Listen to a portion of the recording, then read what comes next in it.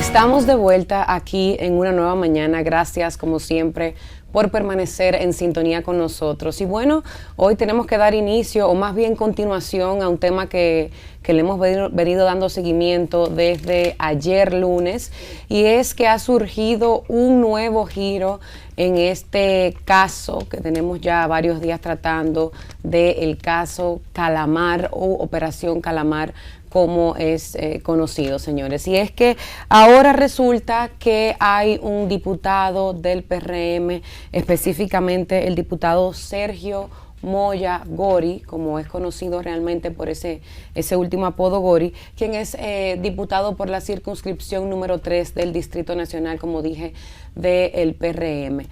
Dentro de esta operación Calamar hay, digamos que 4 personajes, quienes son Ramón Emilio Jiménez, Fernando Crisóstomo, José Arturo Ureña y José Pablo Ortiz, quienes han sido, digamos que, o como le han llamado, los delatores principales de este caso Calamar, siendo el principal Mimilio Jiménez o Ramón Emilio Jiménez, quien más ha, digamos que, ha aportado o quien más ha dado información al Ministerio Público específicamente sobre este caso.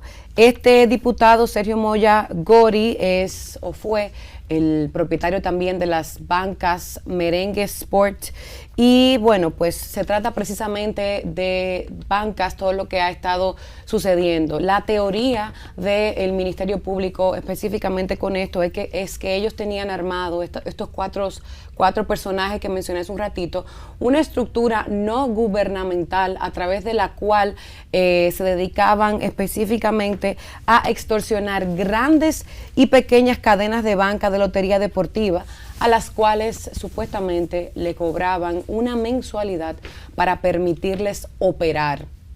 El principal delator de esto, quien es, como dije, Mimilio Jiménez, su nombre se menciona unas 289 veces en el documento de medida de coerción, y supuestamente a él él recibió unos 148 millones de pesos. Me imagino que por eso estará siendo tan dadivoso, aportando tanta información a esto del Ministerio Público. Y bueno, con este caso y con todo lo que ha venido sucediendo, hoy tenemos a, como bien decía, Colombia, a Guido Gómez Mazara con nosotros, quien no solamente nos va a aportar información y nos va a brindar su punto de vista, cuál es su óptica sobre este caso, sino, por supuesto, de manera general, sobre todo lo que ha estado ocurriendo con este caso o con la Operación Calamar. Muy buenos días, Guido, ¿cómo estás? Buenos días, gracias por la invitación. Siempre un placer para nosotros tenerte por aquí. Igualmente. Bueno, yo estaba ahí haciendo cola, ¿verdad? Retando, como decimos en los juegos de dominó, porque obviamente, además de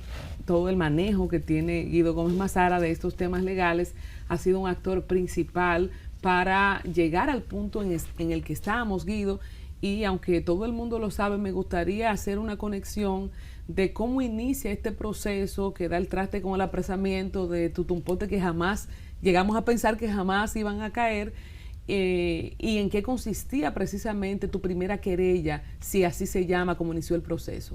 Ok, gracias por la oportunidad. Miren, frente a 3 comunicadores del país que nos ve, yo quisiera hacer siempre como un aporte educativo a esta conversación entre amigos, porque al final de la jornada los destinatarios son los ciudadanos, que tienen la información pero no saben desmenuzar, porque en gran medida no son técnicos en la materia. Y admito que los abogados hablamos un lenguaje que poca gente le entiende. ¿Es a propósito?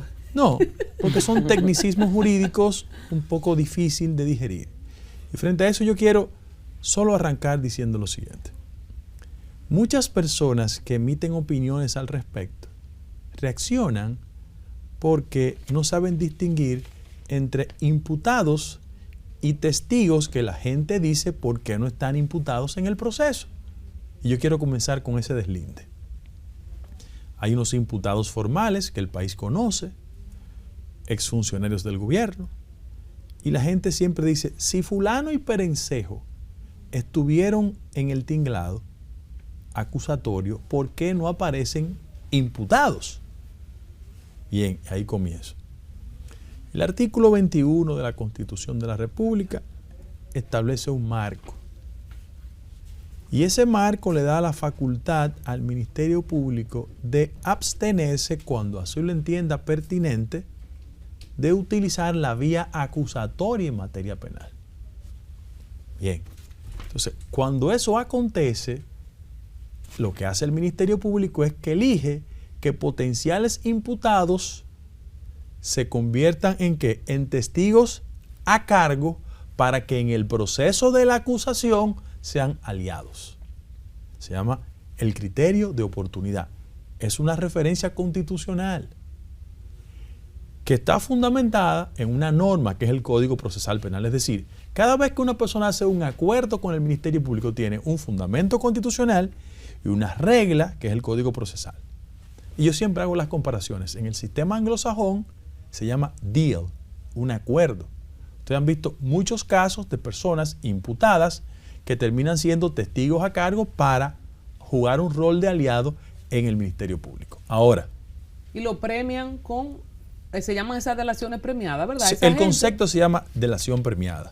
Sin embargo, en materia penal, yo quiero decirle que la valoración que hace cualquier delator, no me gusta utilizar otro término que se utiliza frecuentemente, pero cualquier delator que está amparado por una sombrilla de legalidad, le afecta un principio que se llama la libertad probatoria. ¿Por qué?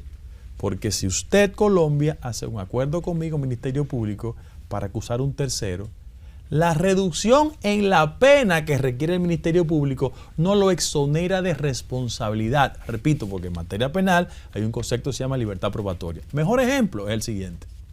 Usted vio que el domingo se depositaron 4 querellas. Penal constituido un actor civil. ¿Por qué? Porque muchas de las personas que aparecen como testigos del Ministerio Público y que no han sido imputados, esa acción sí los incorpora penalmente, porque no es una liberalidad. No le están diciendo, colabora con el Ministerio Público, por iba de consecuencia te exonero de responsabilidad. Doy ejemplos. No se le disminuye. Doy ejemplos. Lo que pasa es que su actitud conduce a un mejor tratamiento en la etapa acusatoria del Ministerio Público. Okay. Por ejemplo, en los casos que el país recientemente conoce, en el de la OISOE, bueno, ese proceso de delación premiada provocó que se devolvieran 500 millones de pesos y 5 años de prisión domiciliaria. Para Pagán. Y para Suriel. ¿Qué se hace? Un paréntesis con esos 5. ¿Cuánto fue que dijiste? 500. 500 Porque millones. aquí le faltamos el respeto al dinero, ¿eh? Yo por eso fue que dije, ¿cuánto es? ¿Cómo entra eso a las arcas del Estado nueva vez? Por ejemplo, en el caso depende de las características del acuerdo. Puede ser cash, puede ser cash o en inmuebles. Y eso pasa a la autoridad, en este caso el Ministerio Público. Y en el caso de la OISOE, ¿cómo fue? Así, regularmente. Efectivo. Pero yo le doy otros casos. ¿Dónde se guardan 500 millones de pesos? Le doy otro caso. En el caso de Cáceres, hay un coronel, apellido Jiménez, que devolvió 1.000 millones de pesos. ¿Y cómo fue ese? ¿Efectivo? Inmueble efectivo.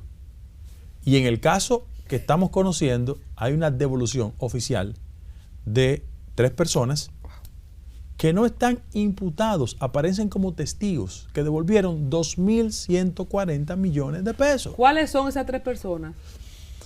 Jiménez, Ureña y Crisóstomo. Y entonces esos 2.000 millones de pesos fueron en efectivo. Efectivos. Dios mío. Efectivos. Pues se llevan en sacos, se llevan en bulto, Guido. ¿Cómo es eso? Yo lo primero que quiero... Perdóname, ¿qué hace la Procuraduría con ese ingreso extraordinario que viene por una delación? ¿Dónde se reincorpora también ese dinero? Administra esos fondos porque de manera provisional entra a las arcas del Ministerio Público, pero evidentemente el Ministerio Público tiene gastos de cualquier naturaleza. Por ejemplo, el año pasado, el presupuesto complementario tuvo que entregarle 1.900 millones de pesos a la Procuraduría. ¿Le van a sobrar este año? No creo. Si tú piensas en el sistema, por ejemplo, carcelario del país, que siempre tiene muchas dificultades, la Procuraduría siempre necesita recursos. Pero miren, ofrécome. En ánimo de hacer una conversación que traduzca en el lenguaje llano de la gente, yo quiero hacer esas explicaciones porque muchas personas andan opinando y no conocen la norma, el procedimiento. La gente dice, bueno, lo que se va a conocer mañana. Señores, lo que se va a conocer mañana es de conformidad con el artículo 226 de la norma, es una medida. Y yo quiero reiterar, sin importar los nombres que estén vinculados o asociados al proceso, en calidad de testigo o de imputado, que la presunción de inocencia es una regla y que el debido proceso hay que respetarlo. Hasta que no intervenga una sentencia definitiva, esa gente es inocente. Ahora, la medida es una herramienta que tiene el Ministerio Público de requerirla frente a un juez, frente a situaciones determinantes. En este caso, el caso ha sido declarado complejo. Eso adquiere el Ministerio Público. Y por vía de consecuencia hay un abanico de medidas que van desde la sanción pecuniaria, la prisión, el grillete, la prisión domiciliaria y la entrega de toda la documentación personal para que no pueda irse de la República Dominicana. Esas son las opciones que tiene la magistrada Romero para mañana, que es una magistrada correcta de un dilatadísimo ejercicio. Guido, tú que mencionas esa magistrada, Guido, ¿usted considera que ella se podría ver afectada o podría estar recibiendo esa presión tan fuerte que hay del pueblo dominicano de que quieren esa digamos que lo máximo que se le podría dar? Porque sabemos que el pueblo dominicano quiere prisión preventiva de 18 meses. No, vamos por parte. La Procuraduría otra explicación. El Ministerio Público lo que ha solicitado los 18 meses. ¿Tú sabes por qué? Porque la norma tiene como techo 18 meses. Ahora, la magistrada administra en función de su criterio la solicitud del Ministerio Público. Yo pienso que hay gente que le pueden mandar una domiciliaria. Además, yo por convicción y principio soy un garantista. Siempre lo he dicho. En este país hay un 56% de presos preventivos. Eso es irracional. Entonces, yo creo, ¿tú sabes lo que yo creo? Que mucha de esa gente hay que conocerle el fondo con una prisión domiciliaria. Lo dije hasta cuando Jean Alain que llevé el expediente. Yo creo eso firmemente. Lo que me preocupa a mí es que los de Gualego, Chupita, Lomini y Catanga no tienen esta oportunidad. Sí, correcto. Yo quiero montar en la pregunta de Yamel, Guido, a propósito, ¿se ha hecho una norma a lo contrario? Que hemos visto prisión preventiva y de entrada pidiendo 18 meses. Ajá. Y en el caso específico de Gonzalo, que es, según ha dicho Andrés Navarro, que estuvo en esa silla la semana pasada, fue la sorpresa para ellos porque supuestamente él nunca había sido cuestionado al respecto y cuya acusación es financiamiento de campaña, financiamiento ilícito. Vamos a explicarlo, mira. Ajá. Andrés Navarro es una persona que yo me siento amiga de él, es una persona muy decente. Él no es abogado. Y nunca olviden que el fundamento del proceso es una acción legal, ¿eh? O sea, tú puedes opinar lo que tú quieras y la gente tiene el derecho a opinar. Ahora vamos a los elementos técnicos.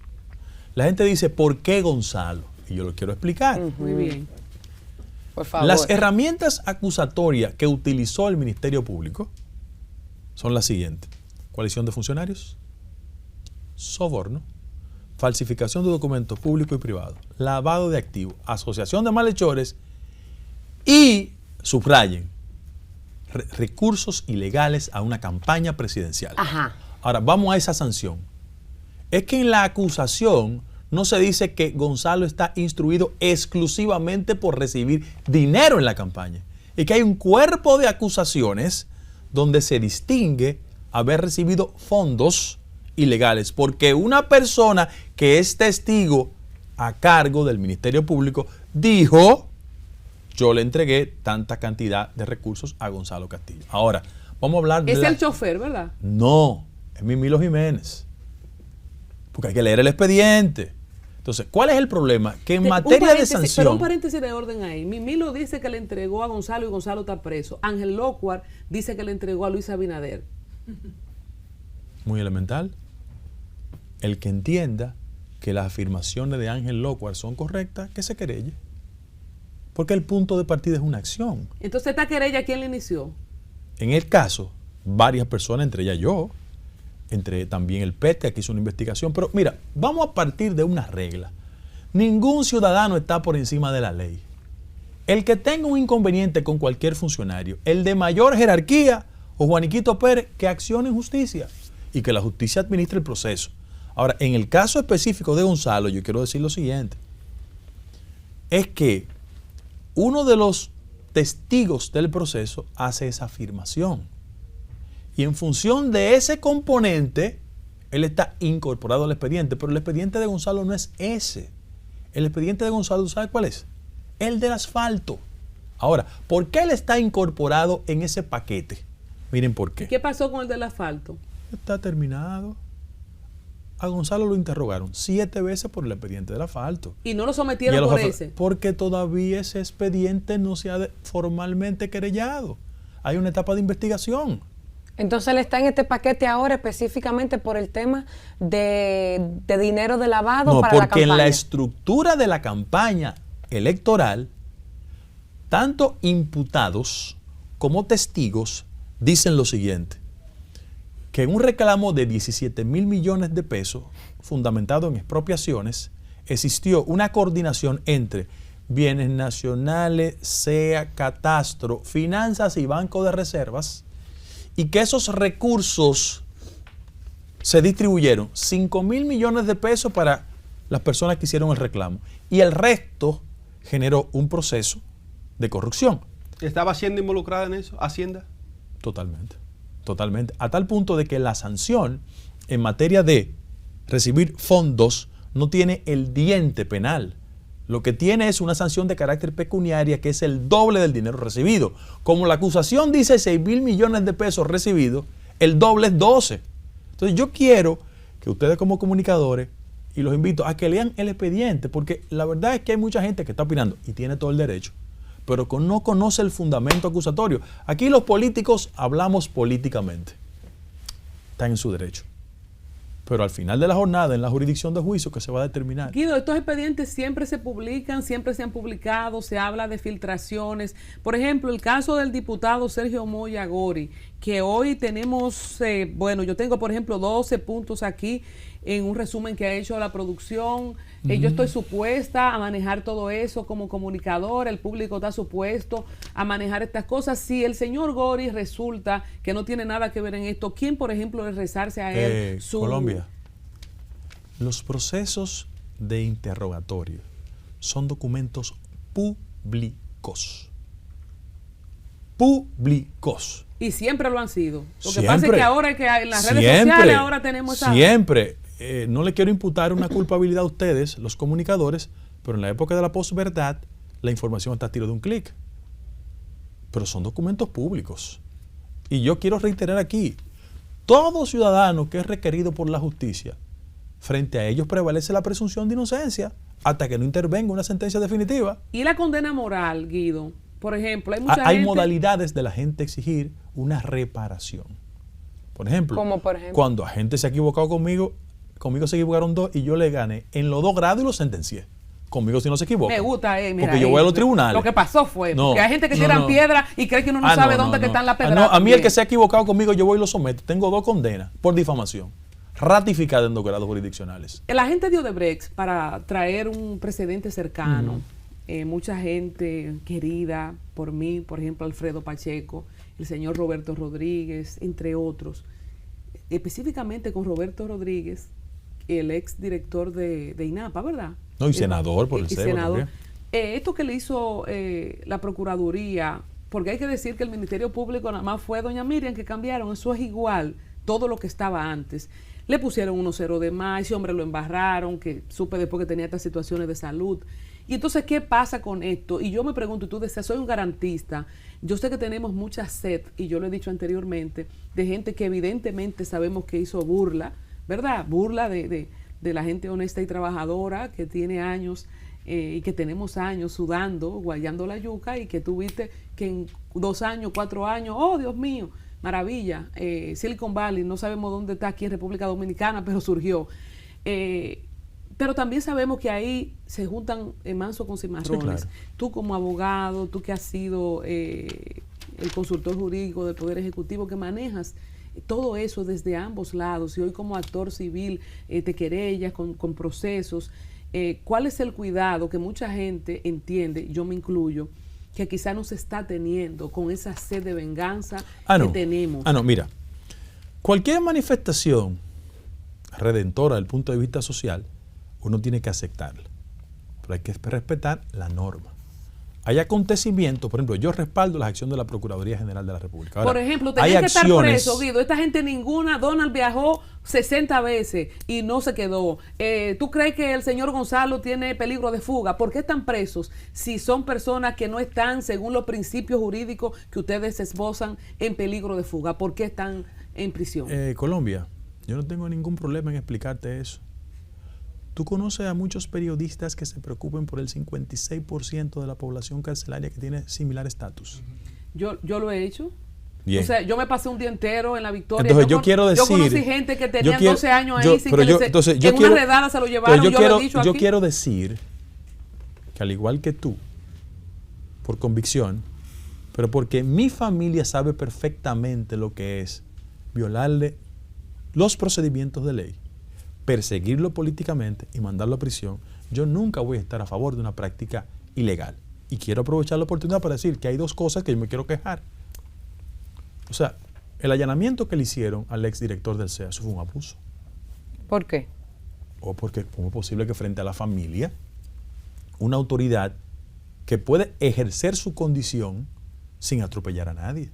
O sea, usted puede llegar a la casa con toda la elegancia del mundo y decir, yo soy autoridad. Y ellos no y venga. sabían, todos, que se les iba a allanar. No, señorita, a un allanamiento no se le avisa a nadie. La palabra se llama así, allanar. Eso es parte Pues de un la acto sorpresa. sorpresivo. Bueno, pero... ¿Tú te imaginas que yo fuese a allanar a Colombia, la llamo y se va? No, Lo que el pa- allanamiento lo que llegó, pasa, que Guido- es una acción que emana de una autoridad, de un juez, ¿eh? Yo pienso que Yamel cree que ellos se sienten que hicieron No. algo y que deben estar esperando. Es algo No. así. No, porque por ejemplo, lo hablamos creo que la semana pasada con un politólogo de que más o menos se sabía que venía algo y se sabía más o menos la fecha. Sí. Tal vez ellos no sabían que era el domingo a tal hora, pero sí podían saber que Sí, eso podía llegar en pero es cualquier una acción momento. legal porque emana de una autoridad competente. Pero en segundo lugar, yo así como reacciono incómodo frente a ese acontecimiento, tampoco creo que la policía tiene que estar lanzando bombas.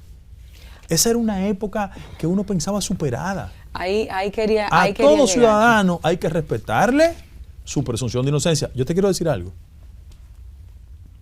Yo estoy plenamente convencido de que la sociedad dominicana, si bien es cierto, tiene amplísimos deseos de justicia, cuando encuentra actuaciones que conculcan derechos y son totalmente agresivas, la sociedad puede virarse porque la gente no está a favor de los atropellos. Guido, está a favor de la justicia. ¿cómo se ve afectada la justicia dominicana? Porque este tipo de medidas, este tipo de accionar que sabemos y que no es justificado, sabemos que se está operando de manera no correcta con los lineamientos de la justicia como debe ser. ¿Cómo afecta esto a la justicia dominicana? Hay que hacer un balance. Yo pienso que si tú te refieres al Ministerio Público como actor, si la comparación es un insulto, que me excuse doña Miriam, pero piensa en el Ministerio Público encabezado por Jean Alain y piensa en este Ministerio Público. Digo, la comparación es un insulto. Porque yo te puedo garantizar que... Pero doña- Guido, está pasando lo mismo. No, Jean eso- Alain, eso no es verdad. pero escúchame, Eso no la es verdad. propia Miriam, no es Colombia Alcántara que lo dice, doña Miriam ha expresado públicamente su descontento con manejos específicos. Pasó con la parada en el aeropuerto, ¿cómo se llama el instrumento legal? ¿Cómo se llama? Alerta. La alerta migratoria, lo dijo. Mandó una carta el otro día a sus subalternos, que sabemos quiénes son, para que respeten el debido proceso, porque están repitiendo lo mismo que Porque hizo ella, Jean Alain. porque ella es una garantista. Ella lo que le está diciendo a sus ayudantes, cuando una decisión que emana de una autoridad, usted no está conforme, recurra. No utilice los medios para denostar a nadie. Yo creo que eso es correcto. Pero las alertas no solo son ilegales porque doña Miriam lo dice, es que hay una sentencia del Tribunal Constitucional que acaba de emitirse que dice que eso es ilegal. Y frente a una No, tú me ilegalidad, estás- pero uno tú me tiene... estás dando la razón. No, yo Los estoy mismos diciendo... atropellos que Jean Alain mira, hizo, lo están haciendo esos muchachos. óyete, la comparación que me excusa doña Miriam de Jean Alain con ella es casi un insulto. O sea, doña Miriam es una mujer que tiene una hoja de vida Ella, correcta. ella. Pero en el caso... estamos hablando de la del Procuraduría. equipo, Pero ella. en el caso específico de doña Jenny, de Camacho, de Mirna Ortiz, ellos son profesionales que tienen un ejercicio de más de 15 años en el Ministerio Público. O sea, ellos son el resultado de un proceso de profesionalización del Ministerio Público donde Jean Alain también fue parte. Hay que decirlo porque hay que recordarle a la gente que doña Mirna Ortiz, que el magistrado Camacho, y que Jenny Berenice eran parte de ese equipo. Hay que recordárselo a la gente. ¿Qué cambió, además de sacar la cabeza de Jean Alain y poner a doña Miriam? ¿Qué ha cambiado en la estructura del Ministerio Público? No, yo pienso que el PETCA está actuando con un mayor nivel de independencia. Pero además, debo decirte, y yo lo quiero reconocer de manera pública, porque hay que ser objetivo, yo no siento a un Ministerio Público sometido a la voluntad del presidente de la República. Yo te puedo garantizar, hay una carta hoy. Estamos de acuerdo. Hay una carta en eso hoy. Estamos de acuerdo. Hay una carta hoy. Jenny de doña tiene su Miriam. propia voluntad. No, hay una carta hoy. Es que Jenny no es la cabeza del Ministerio Público. A veces se siente que sí. No, es doña Miriam. Cada quien tiene su estilo. Pero hay una carta hoy en los medios de comunicación de doña Miriam respecto al consultor jurídico y una inferencia que hizo un político. Lo que estoy diciendo es que cuando el país sintió que doña Miriam se le dio la cabeza del Ministerio Público, la gente sabía que se iba a actuar. Muchas personas me dicen a mí, no, que se actúa duro con uno y lento con otro. ¿Podemos discutir eso también? Ido, sobre este tema, sobre todo lo que tiene que ver con justicia, pero un tema político que es tajante ahora mismo, que la población está prestando atención, es la reaparición de Danilo Medina en la esfera política dominicana. Bueno, y sobre todo la sorpresa, Iván, de que muchas personas pensaban que por el diagnóstico de enfermedad, quizás él no iba a dar un discurso público como lo hizo, hablando de que no pueden ganar en las urnas y por eso quieren ganar en las cortes, de que hay persecución política, de que se afecta el sistema de partidos. Tus consideraciones. Pero precisamente, Guido, antes de esa pregunta, que hablar de lo que sucedió justo antes, conocer cuál es su opinión sobre lo que vimos este fin de semana de esa manifestación o digamos marcha, tanto de miembros como de simpatizantes del PLD y también de la Marcha Verde, que supuestamente, o sea, que revivió esa Marcha Verde supuestamente por la impunidad. O sea, hubo manifestaciones tanto a favor como en contra de lo que está sucediendo con esta Operación Calamar, y ahí entonces lo conectamos con ese discurso del expresidente Danilo Medina, quien dijo que sí, eso mismo, que lo que está sucediendo es un abuso, que es un atropello, que es persecución política, y no solo eso, sino que yo creo que entre líneas él dijo que la policía está actuando o que está orquestada por el presidente de la República. Ok, vamos por partes. Mire, Danilo Medina es un político y por vía de consecuencias, lógico que él quiera llevar a la jurisdicción de lo estrictamente político un tema que tiene su origen en los tribunales. Ahora, yo frente a damas regularmente no hago referencia relativas al almanaque, pero ustedes estaban muy jóvenes cuando en un gobierno del PLD, siendo Danilo Medina ministro de la presidencia, el fiscal era Guillermo Moreno. Cuando se citó al doctor Joaquín Balaguer por haber publicado un libro que se llama Memoria de un cortesano, donde se implicaba indirectamente respecto a la página en blanco, cuando Guillermo actuó por mandato de la ley y requirió a Balaguer, el gobierno en que Danilo Medina era ministro de la presidencia lo destituyó.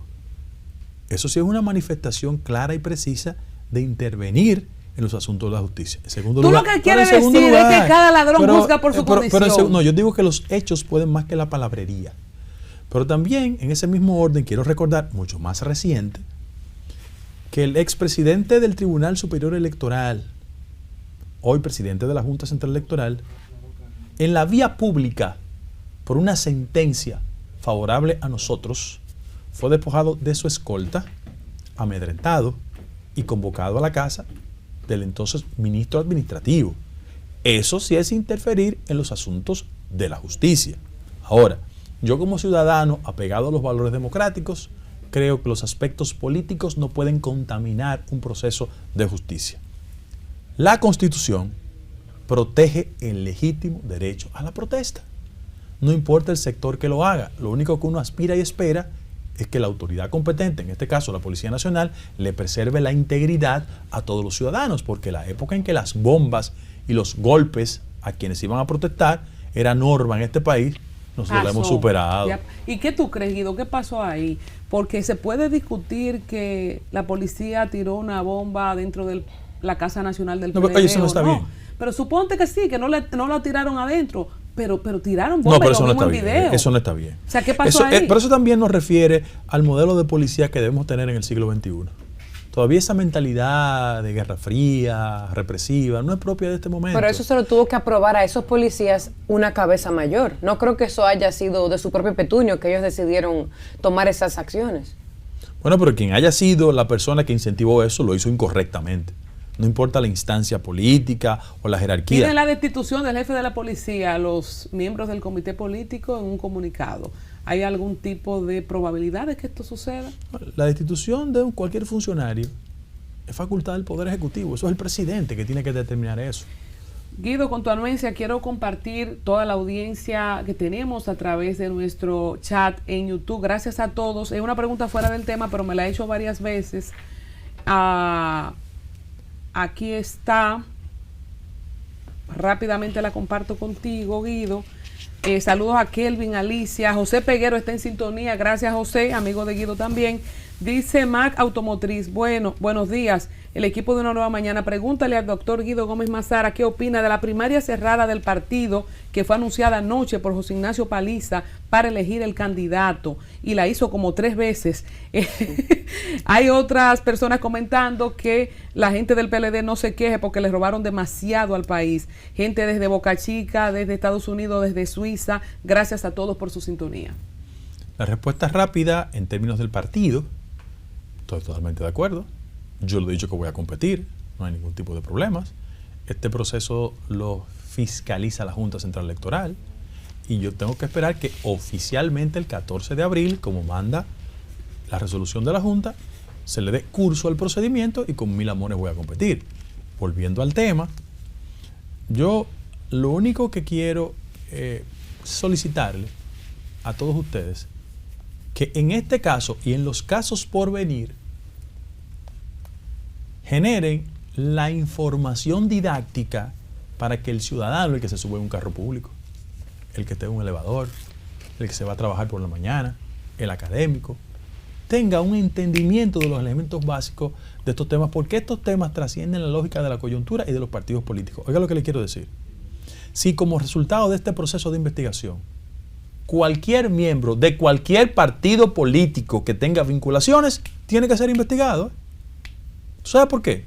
Porque la gente que hacemos campaña política contracorriente en los partidos, la lógica del clientelismo ha dañado el modelo de hacer política, porque la fuerza del dinero se impuso sobre otros factores. Y había que buscar dinero de cualquier sitio. Entonces, mira lo que ha pasado con el modelo de partido. Miren, y ahora no es el PLD y los exfuncionarios que están en los tribunales, es el modelo político dominicano, porque hay gente también del PRM.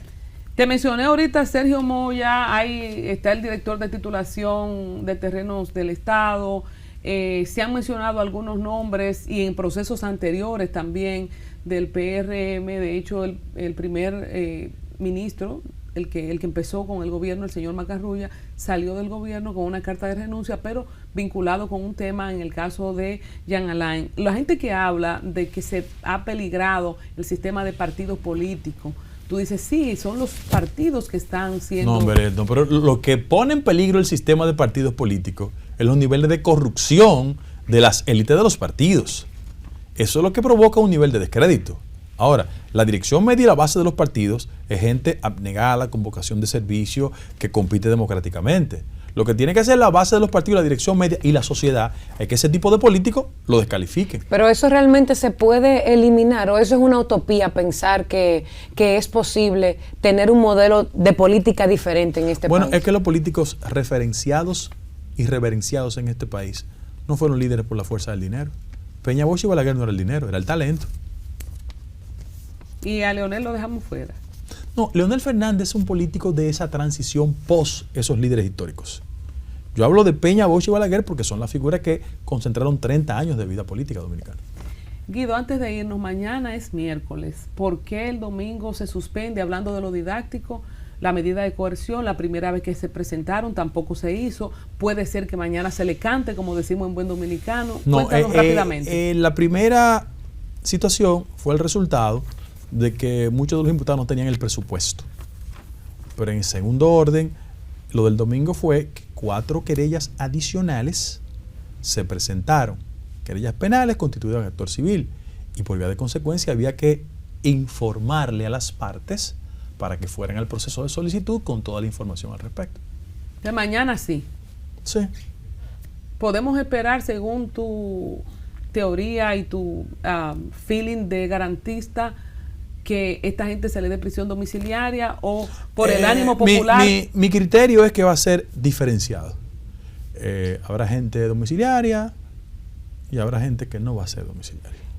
Y si a todos se le da lo máximo, esos 18 meses de prisión Recuérdese preventiva. que aunque le den los 18, hay un plazo para revisar la medida. Ok. Bueno, muchas gracias, el doctor Guido Gómez Mazara. Se quedan muchas preguntas en el tintero. La gente puede seguir haciéndolas a través de nuestro canal de YouTube, Al Tanto TV, y se la vamos a pasar a Guido. Y cuando vuelva, sin duda, tendremos de nuevo más información. Muchas gracias. Gracias a ustedes.